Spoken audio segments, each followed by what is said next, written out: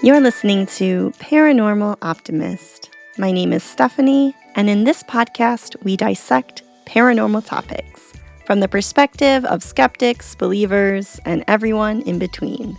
At the end, it's up to you to decide. Are you a paranormal optimist?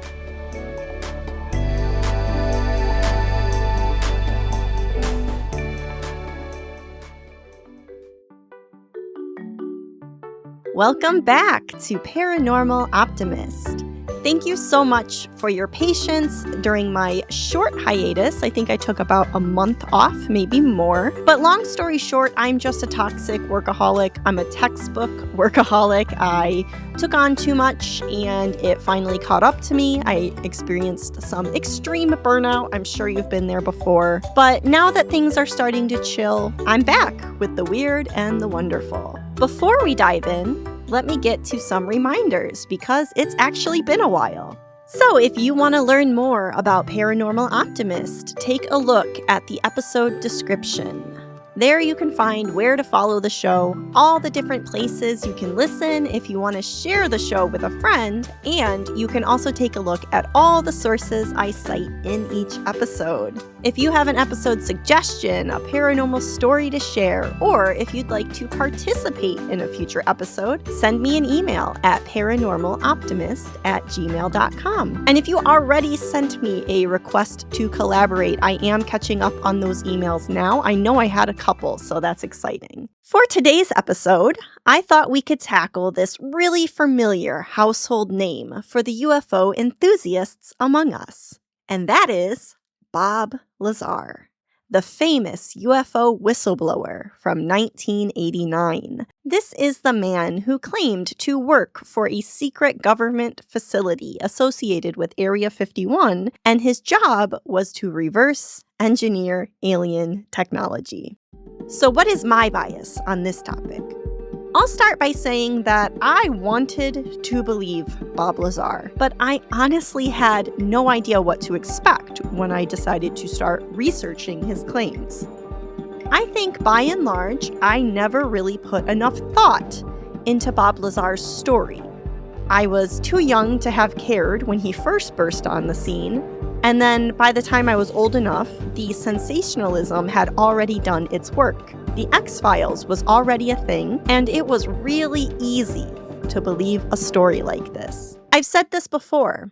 I'm an alien optimist. I want to believe, but I also have trust issues, and this story definitely sets off some major alarms for me. Bob Lazar, as we'll get into, gives us believers everything we want, which of course is inherently suspicious. His story gives us aliens. It gives us the villain of the government working in secrets and cover-ups. It gives us hope that there's something else out there, and the only reason we haven't found it is because it's being kept from us. So it takes away this thing we can't control, the non-existence of extraterrestrial life or any evidence of life that we can detect as humans. And it gives us something we can fight, the government. Psychologically, which scenario is more satisfying to the human brain? So I guess all I'm saying is that I was ready to believe, but I needed some receipts. And as to whether or not I found those receipts,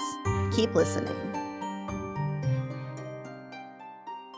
Here's what you can expect from today's episode. First, we are going to dive into the history surrounding Bob Lazar, how he first came onto the scene, what he claimed, and how he was received by the American public and the world at large.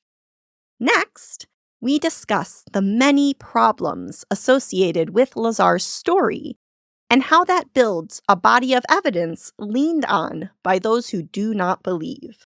Next, we'll discuss the reasons why, even in spite of the many issues, people still do believe Lazar's story, even now, more than 35 years later. We will then briefly discuss a thing that doesn't matter, which is my own personal opinion, before diving into where we go from here. What does believing or not believing Bob Lazar mean for the future of belief in the possibility of extraterrestrial life? History. If you are interested in the history of UFOs in America, the conspiracy theories surrounding secret government plots to keep knowledge of alien life away from the common person, or the mythology surrounding Area 51, you have likely heard of Bob Lazar. Lazar has to be one of the most influential and controversial figures in modern paranormal history. And he is the root of a lot of pop culture UFO lore. He first enters the scene in May 1989, when he appeared on a live televised interview with reporters on a Las Vegas news station called KLAS-TV. During the interview, Lazar used the pseudonym of Dennis and appeared blacked out so that none of his physical features were visible. While I have heard that the original broadcast may have also disguised his voice, I was unable to find that version no matter how hard I looked. In the 30-year anniversary edition that KLAS-TV posted on YouTube, which I will play a clip from, you can hear Lazar's real and unedited voice. A voice that I may add is unique and would have been instantly recognizable by anyone who knew this person. Just something to think about. And here is a clip from that interview. It's totally impossible. The propulsion system is a gravity propulsion system. The power source is an antimatter reactor. This technology does not exist at all. The claims sounded like Hollywood sci-fi. Months later, when his identity was revealed, Bob Lazar said he worked at a secret facility near Groom Lake, where alien technology was being reverse engineered. This initial interview with Bob, or Dennis, was incredibly short. Honestly, it's only 2 to 3 minutes long. I included most of it in this episode. But it set the stage for decades of drama in the UFO community. In this initial appearance, Lazar claims to have been working as a physicist for the United States government at a secret facility he calls S4, which he heavily implied was part of Area 51. During his employment, Lazar claimed that he was tasked with reverse engineering recovered alien crafts, which had supposedly crashed at various times in the Nevada desert. According to Lazar, he worked on 9 different spacecraft, which were powered by anti-gravity propulsion systems and a key energy source called Element 115, which he said was a heavy element that did not exist on Earth. In subsequent interviews, Lazar almost immediately dropped the secrecy surrounding his identity and began to appear in televised interviews using his real name and no attempt at disguise. During these interviews, which initially were led by reporter George Knapp, Lazar outlined claim after claim regarding things like the existence of a shadow government hidden within the US government, and not only the existence of extraterrestrial life, but a focused government involvement in keeping this discovery and its technology away from the average person. Appearing in the public eye created a whirlwind of attention for Bob Lazar. He has been the focus of books, documentaries, and has even had merchandise tied to his name and his persona in the UFO community. After some controversy in his personal life, which I decided I'm not really going to focus on, Lazar largely stepped out of the spotlight after a few years and founded his company, United Nuclear Scientific, where he develops and sells scientific supplies and equipment. Oh, and also fireworks. Random, but interesting. Before we get into why people do and do not believe his story, I thought I would just provide a quick list of some of the things that Bob Lazar has revealed or claimed in interviews over the years. The US government has possession of at least 9 alien spacecraft. There is, or was, a concentrated effort by the government to reverse engineer alien technology from these crafts. These crafts were seamlessly constructed from a material unknown to Earth. Element 115, which at the time did not exist on Earth, was the energy source which powered these crafts. The propulsion system used by these crafts was based on anti-gravity and is a technology that does not exist and could not exist on Earth. Alien beings, specifically what he called gray aliens, have been involved in human affairs for at least the past 10,000 years.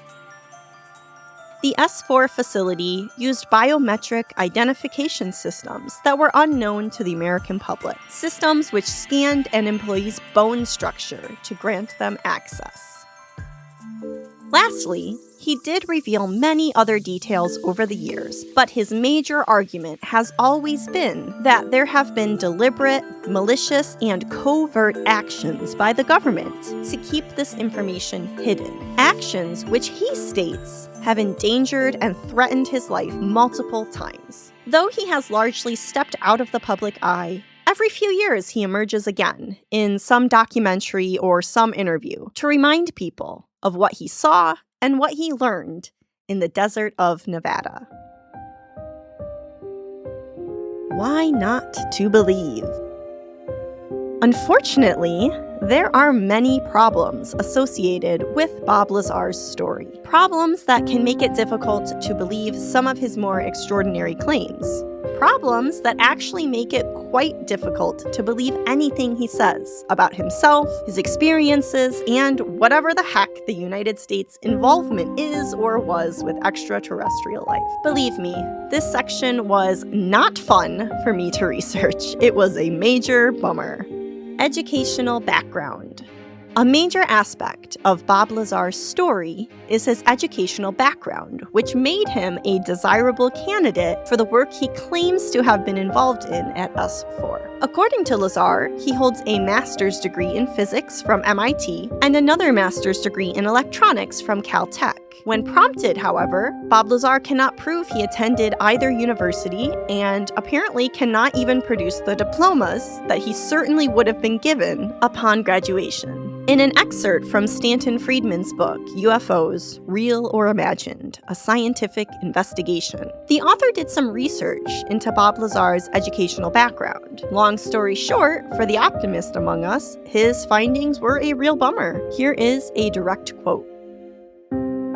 I checked with the MIT Registrar's Office, the office that holds MS theses, the physics department, and the legal counsel. No one had ever heard of him. The counsel said there was no way to erase all of one's records. Caltech never heard of him either. Lazar, when asked to name some of his professors, mentioned Bill Duxler from the physics department at Caltech. I located a physicist by the name of Dr. William Duxler, who indeed had Lazar in one of his courses, but at Pierce Junior College outside Los Angeles. Duxler had never taught at Caltech. Pierce is the one school that acknowledged Lazar's attendance.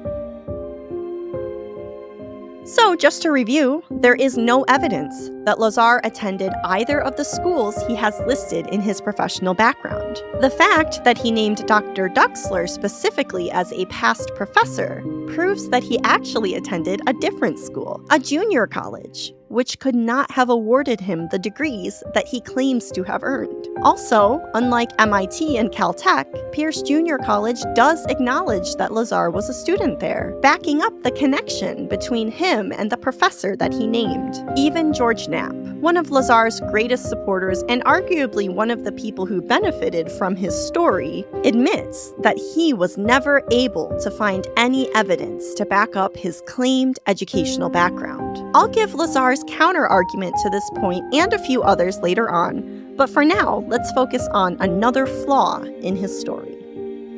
Employment background. In addition to gaps in his college background, there are also holes in Bob Lazar's employment history. Prior to being recruited for S4 or Area 51, Lazar has stated numerous times that he was employed as a physicist at the Los Alamos National Laboratory. This lab, if you remember, has been host to huge names in the scientific community in the past, such as Nobel Prize winner and all-around bummer to the alien optimists, Enrico Fermi. When attempting to verify his employment history, reporters and investigators, including George Knapp, were told by administrators at the facility that Bob Lazar was never an employee of the lab. This point is made very interesting by the fact that there are images all over the internet of Bob Lazar's name appearing in the company directory for Los Alamos. This point has been referenced numerous times in different documentaries in support of the conspiracy to discredit Lazar. Apparently he did work there, right? Because his name is in the directory. However, deeper research done by others, which I discovered via Stanton Friedman, reveal a simpler explanation. Bob Lazar didn't work for Los Alamos as a physicist. He worked for a subcontractor called Kirk Meyer, who was in turn employed by Los Alamos. Lazar was not a physicist for Kirk Meyer. He was employed as a technician. This is why he can both exist in the company directory, yet still have no record of working for Los Alamos. Both things are true, and when worded just right, are incredibly misleading. Bob Lazar has also claimed to have worked for the Department of Naval Intelligence. To attempt to prove this point himself, Lazar produced a W-2 with such an employment situation documented. This, however, did not please skeptics, as apparently a real W-2 from the official organization within the US government has the name listed as Office of Naval Intelligence. Bob Lazar's W-2 has the name listed as Department of Naval Intelligence. On top of this discrepancy is the fact that over the years, Lazar has been able to produce very few who could corroborate his claims or vouch for his employment or education. Notably, one of the few names he could produce, Dr. Duxler, seems to prove that what he claimed about his education was actually fabricated, or so it would certainly seem. Even with all these marks against him, many people today find themselves believing the story of Bob Lazar. I myself believed a lot of his story prior to conducting this research, which is why writing this episode was so disappointing. Where do I stand now? How can people still believe Bob Lazar? Why to believe? So far, we have outlined some pretty disheartening holes and gaps in Bob Lazar's story. Points which many have decided have damaged his credibility beyond repair. But the fact still remains that people still love Lazar and his story. He has supporters who have stood by him ever since the late 80s, and even new supporters who simply do not care about the controversy. If anything, the controversy makes his story even more valid in the eyes of some. So, why do people still believe and support Bob Lazar? Government conspiracy. The gaps in Lazar's employment and education were readily known by the public. This wasn't a situation where he had been in the spotlight for a while and then some gotcha journalism revealed his deep dark secrets. It was virtually at the exact moment that Lazar burst onto the public scene that people were told of the difficulties in verifying his claimed background. And Lazar had a ready explanation: government conspiracy. He claimed that the government tried to erase him. He said that all records of his life, his hospital birth certificate, his college enrollment, his employment history, were systematically wiped out by the government in an attempt to punish and discredit him. A lot of people accept this explanation pretty readily because the fact is that the government has lied about and covered up specific information, even information loosely related to Bob Lazar in the past. For example, Area 51. We all now know that there is a real place, a real government base, called Area 51. But the fact is that the government denied the existence of Area 51 for decades before publicly admitting that it existed in 2013. 2013, as in only 12 years ago at the time of this recording. That fact is absolutely wild to me. With all the recent UFO/UAP hearings, people also now know that there has been continued activity by the government to study and compile data on unidentified flying objects, or unidentified aerial phenomenon, something that the government had previously claimed to have stopped doing after shutting down older programs like Project Blue Book. It now appears that the government never really stopped investigating these reports at all, and it's unclear why, as a public, we were told otherwise. But that is a topic for a different episode, so stay tuned. Mysterious knowledge. There's another aspect to the Bob Lazar case that makes it compelling. Despite the gaps in his background, gaps that maybe we can just explain away by the all-powerful government conspiracy, there are some things that Lazar knew that he simply shouldn't have known, unless he really did do the work he claimed to have done at S4. So here I'm just going to break down 2 examples. S4. Lazar claims to have worked for a secret government facility tied to and located just south of Area 51. While nobody has been able to produce proof that there actually is such a facility, the entity that he claims to have interviewed with to get the job, EG&G, it does exist. And this entity does appear to have been involved in recruiting employees for the Department of Defense and Homeland Security. Map data cited by Reddit users, who, as you well know, are the most reliable researchers ever, have also pointed out that there does appear to be some sort of structure on Google Earth, which is located in the general area that Lazar stated S4 would be. Hand scanners. This is a weird one, but in some of his earlier interviews, Bob Lazar claimed that to enter the S4 facility, employees had to place their hand on some sort of biometric scanner to prove their identity.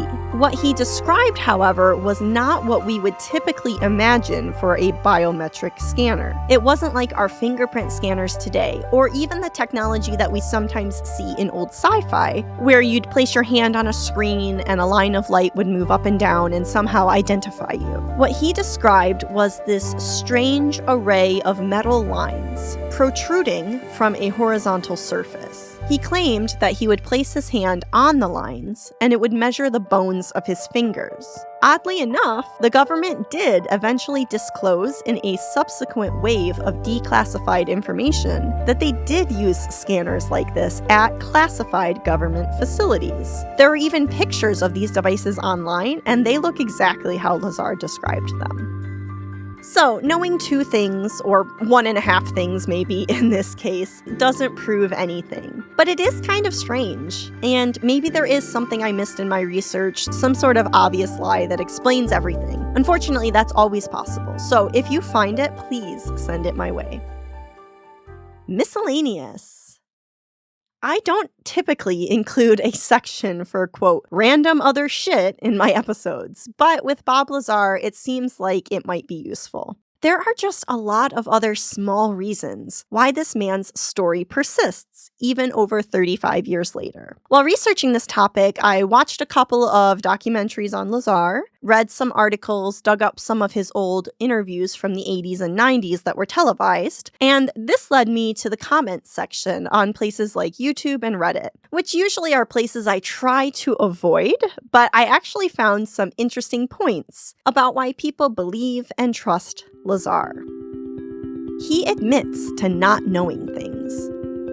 This is something I noticed while watching his initial interviews. He doesn't seem to claim to know things that he shouldn't know. He only speaks to things that he supposedly saw himself or heard secondhand at the S4 facility, and he typically always differentiates between the 2. It's an interesting detail. Element 115. This one is a bit dicey, but Lazar also claimed to have worked with the element 115, which at the time was not known to exist. It has, however, now been proven to be real and is a synthetic element first discovered in Russia in 2003. This one always sounds compelling, but I have read that assuming the existence of this element was an obvious actuality in the world of chemistry, and that the true element 115 does not appear to match the material that Lazar claims to have worked with. So do with that one what you will. If he's lying, he's insanely convincing. This point is one that I see over and over again when it comes to Bob Lazar. And to be honest, I do see where people are coming from. If you watch any of his interviews, at least his early interviews, he is relaxed. He speaks clearly. He doesn't stutter. He doesn't seem to present any of the obvious body language associated with lying or acting.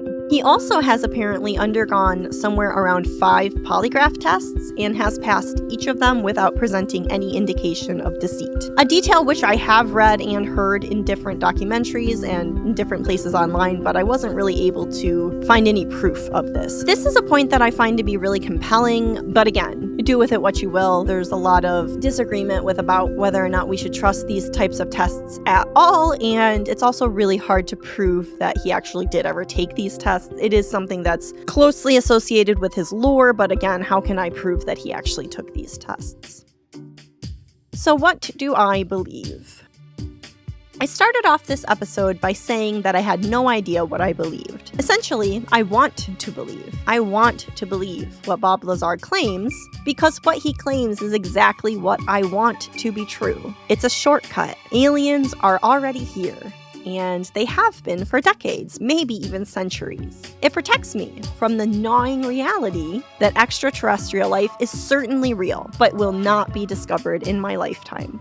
Because I'm too early. The fact is that I discovered I was ignorant, completely ignorant, when it came to Bob Lazar. I don't mind admitting that because it's the truth. Hardcore paranormal enthusiasts out there will probably just think I'm really naive to have been optimistic about this one. But hey, things happen. His story was one of those ones that I heard in passing when I was a kid and basically accepted it because it checked all the right boxes. Unfortunately, though, when I actually tried to fact-check any of it, it fell apart instantly. The more I researched Bob Lazar, the less I believed. Beyond the obvious holes that people have been pointing out for 35 years, his education background and his fabricated employment history, I also picked up on a few things while watching some of his interviews that he gave at different points over the years. There are inconsistencies in what he claims to have done for the government and S4, and inconsistencies on what he claims to have seen during his time there.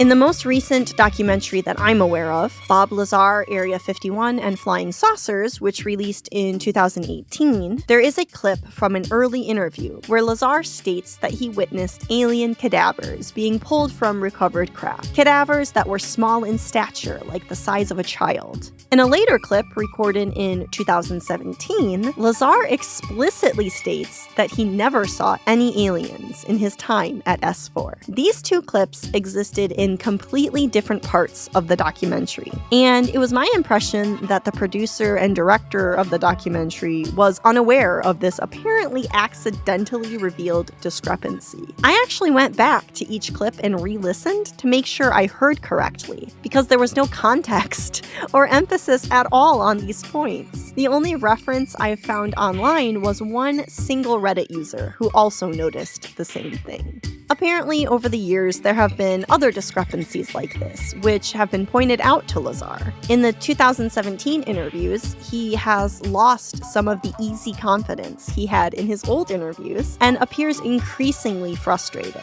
At one point, he exclaims that he can't be expected to remember everything he's ever said. And I can understand that. However, one thing that I know to be true about myself is that if I ever saw an alien cadaver, I would never ever forget it for the rest of my life. Lazar also says that the people trying to discredit him are doing so without any evidence, and he makes some pretty grand statements about how you can't prove anything without evidence. Also true, but also what he has been doing for the past 35 years. He tells lots and lots of stories, but has no evidence. That's the problem. Another point that people often dissect is Lazar's oft-used line of having no reason to lie. He at various times has stated that he has no reason to make up this story and he has not benefited in any way from coming forward. Initially, I did believe this was true because he faced a lot of legal trouble and defamation over the years, and it didn't seem like the overall trajectory of his life after coming forward was a positive one. These are things I decided not to focus on for this episode because honestly, it didn't seem necessary. But when you look into what he actually has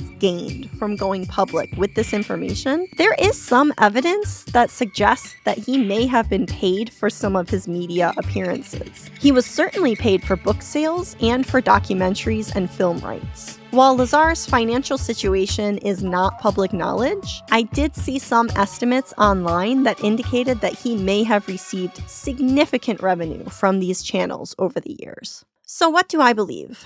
I guess if the question is whether or not Bob Lazar is telling the truth about everything, I would definitely have to say no. I can't ignore the well-known issues that people have pointed out over the years and the discrepancies I found myself while putting in the work to learn more about his story. Could he be lying about only portions of his story?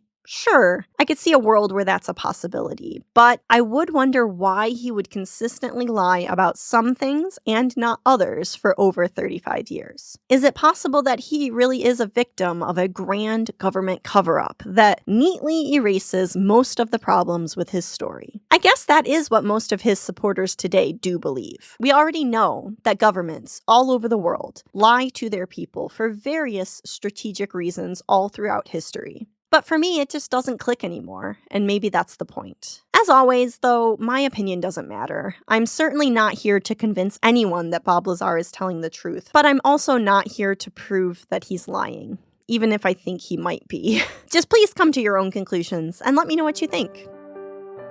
What now?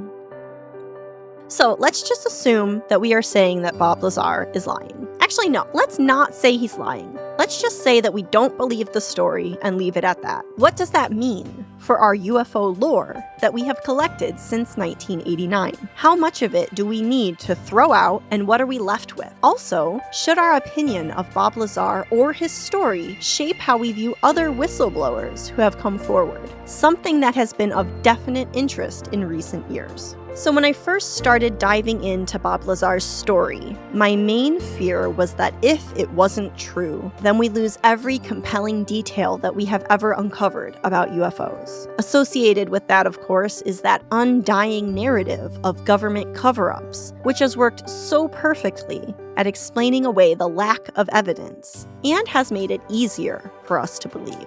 I was a bit relieved to find out that Lazar was more a product of the times rather than an originator when it came to UFO lore. The fact is that there already was suspicion over the military activity in the Nevada desert far before Lazar entered the scene. If anything, he was feeding off of the rumors in the area and delivering people a story that he knew they were already primed to believe. In an early interview with George Knapp, the reporter opened by outlining some recent political and historical events before introducing Bob Lazar. He spoke of things like Watergate and Iran-Contra, and talked about how, because of these events, the American people knew that sometimes our government, or what he calls factions within our government, pursue their own agendas without our knowledge or approval. He was getting the audience ready to believe what Lazar was saying. But the fact is that the audience was already prepared to believe it because of the events that he mentioned. Lazar's story didn't create a mistrust of the government. That was already there, and for good reason. Disregarding what Lazar says about his activities at S4 doesn't negate the mystery surrounding Area 51. It doesn't disprove any of the lore surrounding Roswell, which predates him by over 40 years. That story and all of the subsequent UFO sightings in the area obviously needs and has already had its own investigation. And people have countless theories, both paranormal and otherwise. But Bob Lazar's words have no relevance in that pursuit. What about today's whistleblowers? What about the people who have come forward in recent UAP hearings? People like Grush, Elizondo, and others. At the surface, I would say that most of the people associated with these hearings have a more believable story than Bob Lazar. We can at least verify that they actually worked for the government and earned their degrees. Also, in the case of the recent hearings, the government has actually admitted, at least to the existence of task forces or groups existing behind the scenes, which were covertly involved in investigating data regarding UFOs, or what we are now supposed to call UAPs. Task forces, which apparently were not disclosed to even other members of the government and seem to have functioned outside of normal rules and regulations. So I definitely would not say that we should use Lazar Lazar as a reason to dismiss these people who are coming forward today. But perhaps we should look to him as a cautionary tale. If someone is telling us a story we want to believe, if it's checking all of our internal boxes as an optimist,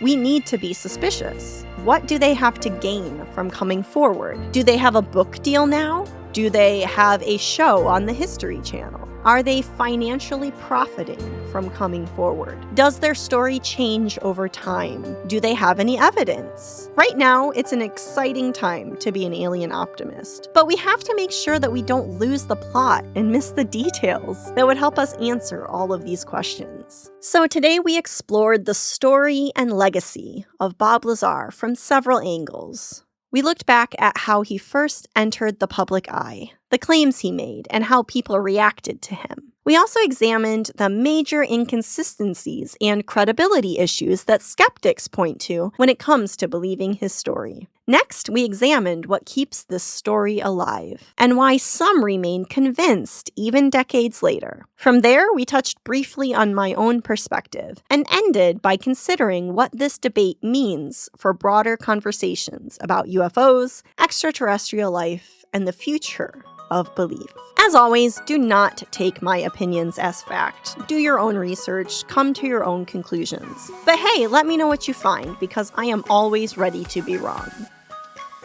Thank you so much for tuning in to another episode of Paranormal Optimist, and a big thanks for your patience during my brief hiatus. If you find yourself needing the reminder, take this as your hint to take a break if you're piling on too much. It's okay. The world will still be there after you rest and recharge. For me, I'll still bring you the weird and the wonderful, but probably not on a weekly basis, because real talk, that was an insane schedule that I set for myself, and it's not okay. If you have a story you'd like to share, a suggestion for a future episode, or if you'd like to chat with me on the show about a paranormal topic, send me an email at paranormaloptimist@gmail.com. As always, you can take a look at the episode description to find all the places to follow and listen to Paranormal Optimist. That's also where you can find all the sources I cited in today's episode. Fact check me or learn more. It's all there for you. So, in case you forgot, I'm Stephanie. I do all the research, writing, editing, and obviously hosting of this show. All the music from today's episode came royalty-free from Purple Planet Music. Until next time, believe a little, doubt a lot, but never stop wondering.